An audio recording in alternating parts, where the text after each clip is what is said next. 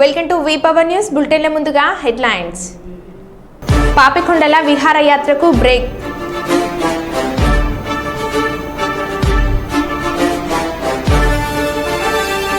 Peddapalli collectorate వద్ద ABVP ఆధ్వర్యంలో ధర్నా.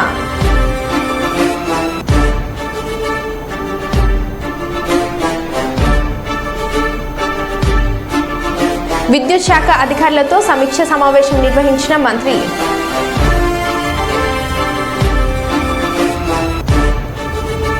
Singareni area ఆసుపత్రిలో బ్రెస్ట్ క్యాన్సర్పై అవగాహన కార్యక్రమం.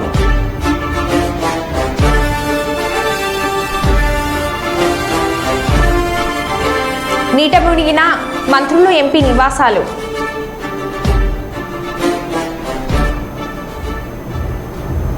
ఇక వివరాల్లోకి వెళ్తే జగిత్యాల జిల్లా మాల్యాల మండలం కొండగట్టు పుణ్యక్షేత్రమైన అంజన్న సన్నిధిలో జనసేన అధినేత ఆంధ్రప్రదేశ్ ఉప ముఖ్యమంత్రి కొణిదెల పవన్ కళ్యాణ్ ఆంజనేయ స్వామి దర్శనం చేసుకుని ప్రత్యేక పూజలు నిర్వహించారు. ఆంధ్రప్రదేశ్ ఉప ముఖ్యమంత్రి హోదాలో తొలిసారి వస్తున్న సందర్భంగా ఆయన అభిమానులు పార్టీ నాయకులు భారీగా తరలివచ్చి తన కాన్వాయ్ వెంట పరుగులు తీశారు. పవన్ కళ్యాణ్ అందరికీ అభివాదం చేశారు. జిల్లా ఎస్పీ అశోక్ కుమార్ ఆధ్వర్యంలో పోలీసులు భారీ బందోబస్తు నిర్వహించారు.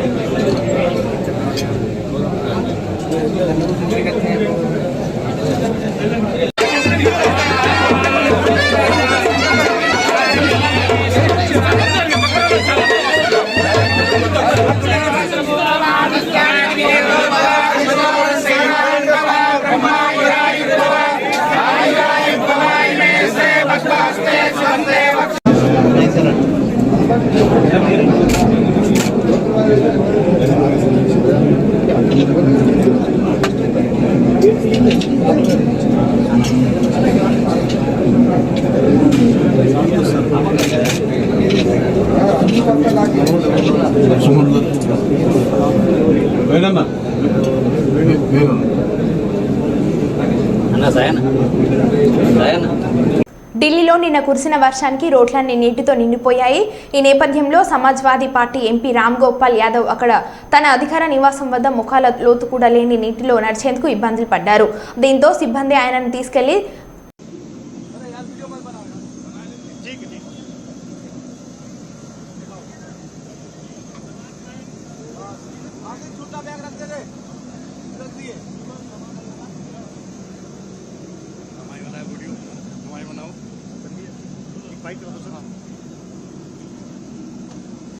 జగ్గంపేట ఐసీడీఎస్ ప్రాజెక్టు అధికారిని పూర్ణిమ ఆధ్వర్యంలో రాజ్పూడి గ్రామం రావులమ్మ గుడి వద్ద బేటీ పడావో బేటీ బచావో బాల్య వివాహాలు రద్దు చేయాలని, ఎవరైనా బాల్య వివాహాలు చేస్తే మైనర్ బాలికను వివాహం చేసుకున్నందుకు వరుడికి అటు ఇటు తల్లిదండ్రులకు 2 సంవత్సరాల జైలు శిక్ష, ₹1,00,000 జరిమానా విధిస్తారు. వివాహం చేసుకునే వరుడు వధువు గ్రామ పంచాయతీ దగ్గర వివాహ పత్రం తీసుకోవాలి.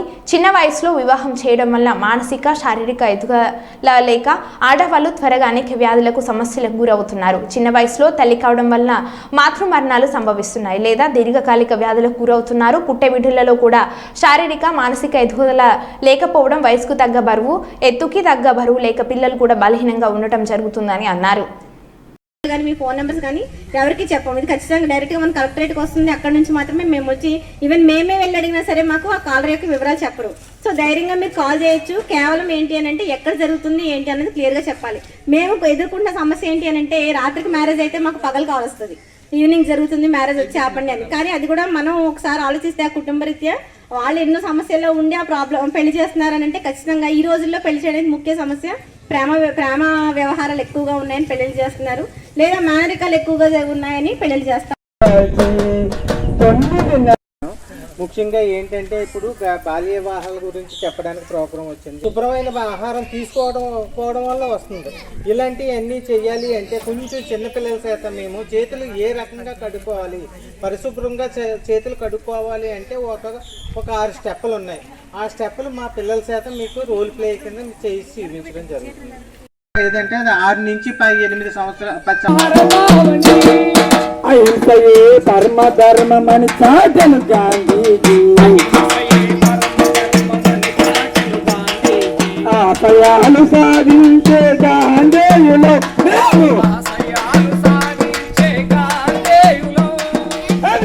శాంతి కోరిన తొలి భారతదేశపు నేత.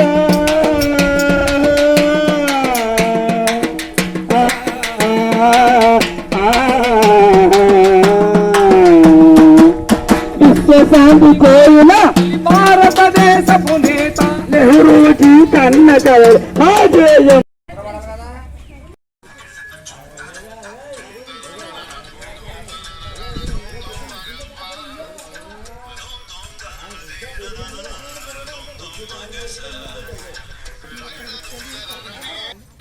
Hello hello hello hello hello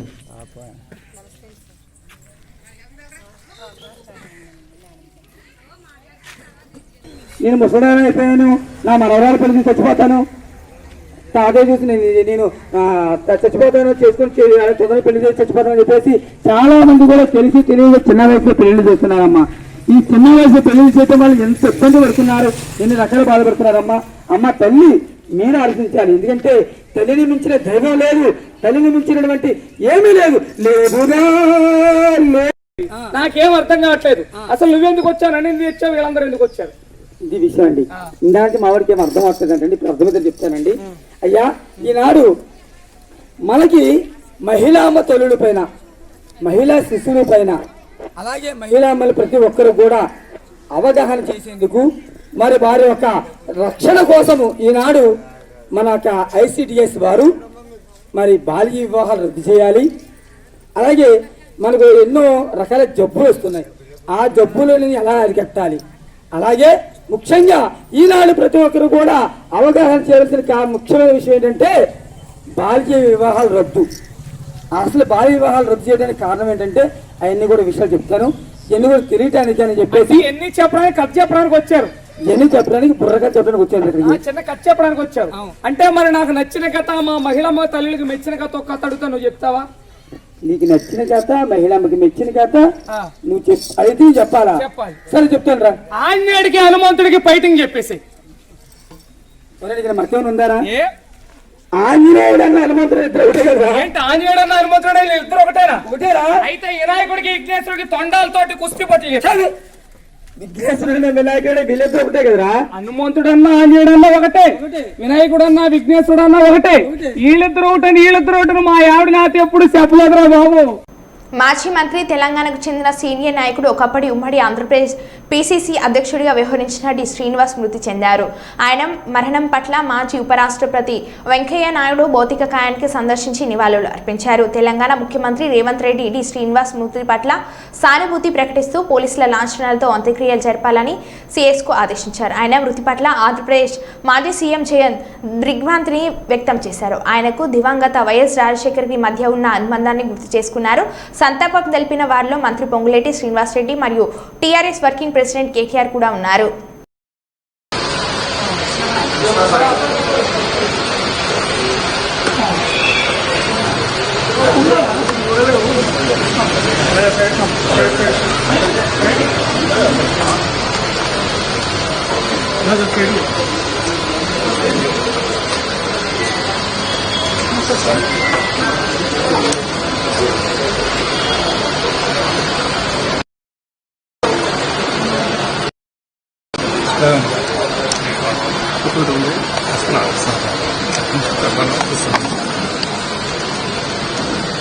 తమ్ముడు డౌన్ చేయి వచ్చి రవి రవి కెమెరాలో లేదా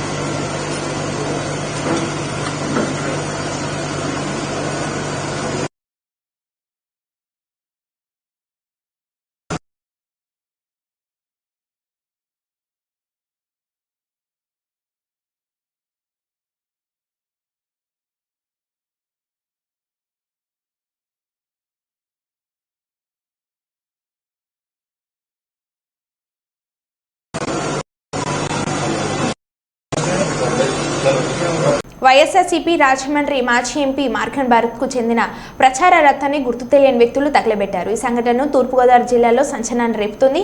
అగ్నిమాపక సిబ్బంది సంఘటన స్థలానికి చేరుకుని మంటలను అదుపులోకి తెచ్చారు. పూర్తి వివరాలు ఇంకా తెలియాల్సి ఉంది.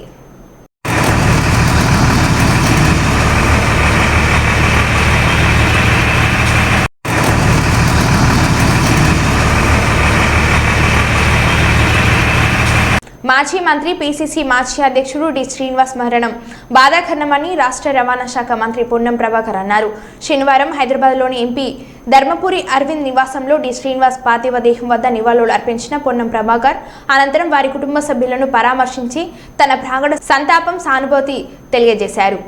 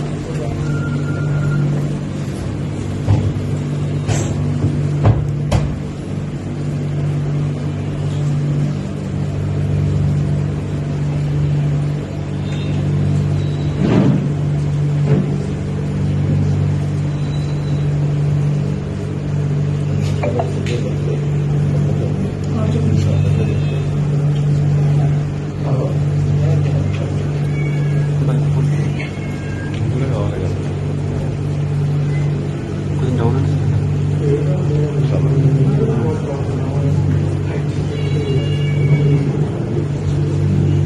శ్రీనివాస్ బౌద్ధిక కాయానికి నివాళులు అర్పించిన మాజీ ఉపరాష్ట్రపతి వెంకయ్య నాయుడు.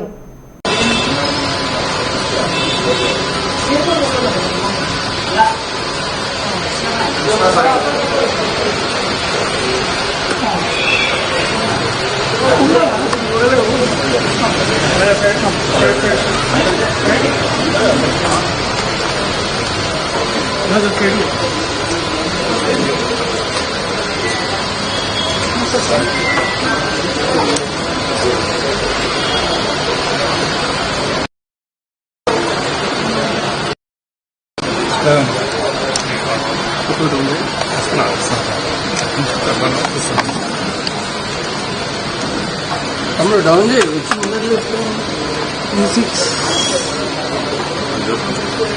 రవి రవి కెమెరాలో లేదా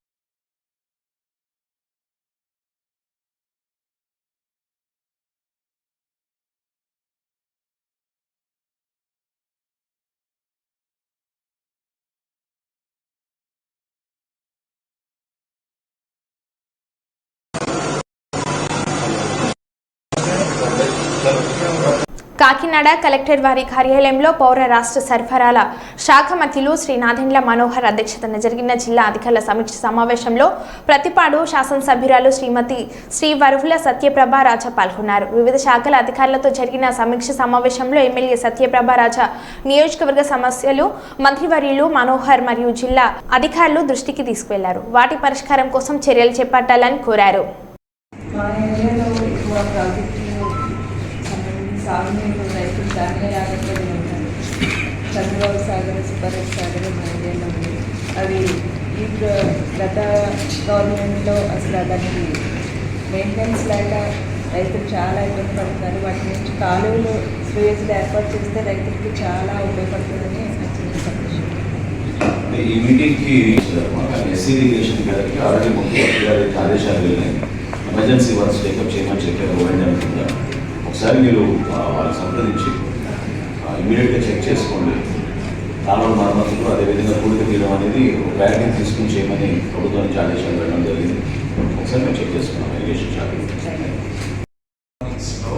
పీడిఎస్ రైస్ ట్రాన్స్పోర్టేషన్ ఎక్కువ కనబడుతూ ఉందా? వాంటర్ లోడ్ మీద మెటీరియల్ ఏముంది? కాన్సన్ట్రేషన్ చేయండి సార్. యాక్చువల్లీ ట్యాక్స్ పేమెంట్ ఏదైనా ప్రాబ్లం ఉందా, ఓవర్ లోడింగ్ ఉంది, ఇటువంటివి చూస్తాం సార్.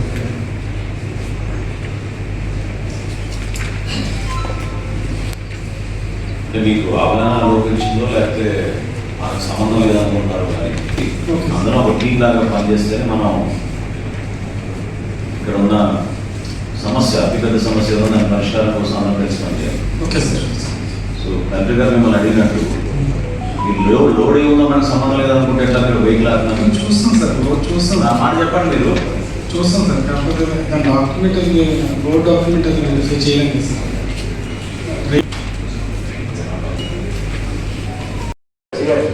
ఇష్యూస్ ఏముంది అని చెప్పండి, అప్పుడే అర్థమవుతుంది.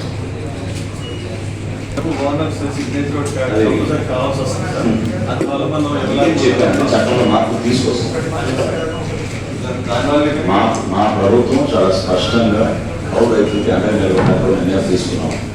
అందుకు అనుగుణంగా ప్రభుత్వ స్థాయిలో మేము చేసే కొన్ని కార్యక్రమాలు ముందుకెళ్ళకే ముందే మీరు ఈ జిల్లాలో ఈ కార్యక్రమం కలెక్టర్ గారి ఆధ్వర్యంలో ఒకసారి రివ్యూ చేసుకుంటే తప్పకుండా సమాచారం సేకరించి వాళ్ళకి న్యాయం జరిగేటప్పుడు మీరు ఒక ప్రక్రియ మొదలు పెడతారు. ఈ ఆర్టీకే వయసులో డోర్ టు డోర్ ఎవరితో ప్రాబ్లం అనేది సబ్మిట్ చేస్తాం సార్. అయితే సిసిఆర్సి కార్డు ఇచ్చే దగ్గర మాత్రం మన ప్రాబ్లం ఏంటంటే ఓనర్ సబ్మిట్ చేస్తేనే అది ఇవ్వగలుగుతున్నా. అందువల్ల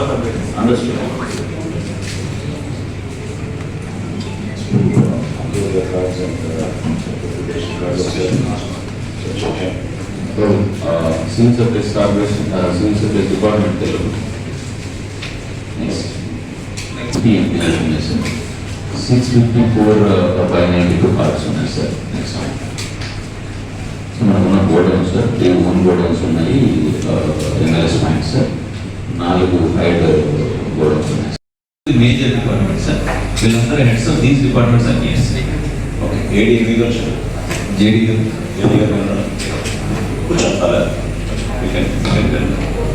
సో టోటల్ ఈ క్రాప్ నమోదు ఎంత అయిందండి? ఇప్పుడు లాస్ట్ సీజన్ ఎంత అయ్యారు?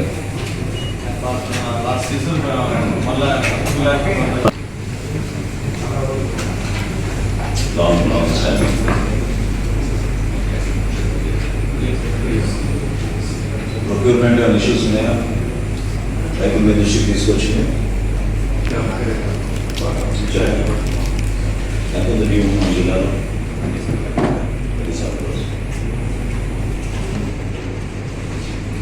ప్రైస్ ప్రొక్యూర్మెంట్ సంబంధించి కూడా ఉన్నారు sir. To just give a brief, Kakinada, as you know, is one of those prominent districts where we have both procurement and the most densest population, and we have largest number of ration cards also, one of the highest in the districts in the state. So considering that, civil supplies becomes one large part of administration activity that we do every year. Delhi ఎయిర్పోర్ట్ను పరిశీలించిన కేంద్ర మంత్రి రామ్మోహన్ నాయుడు విషయం తెలిసిన వెంటనే సహాయక చర్యలను ప్రారంభించాం, గాయపడిన వారిని ఆసుపత్రికి తరలించాం, వారికి మెరుగైన వైద్యం అందించాలని ఆదేశాలు జారీ చేశారు.